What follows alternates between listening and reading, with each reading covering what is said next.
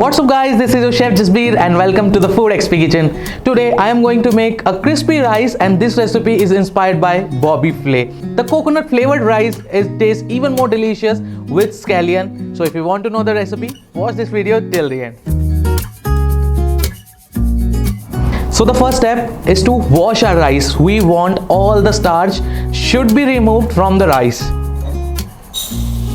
The next step is to boil the rice. So we have to boil the rice into coconut milk by the addition of some water, and we have to boil the rice till it gets fully cooked.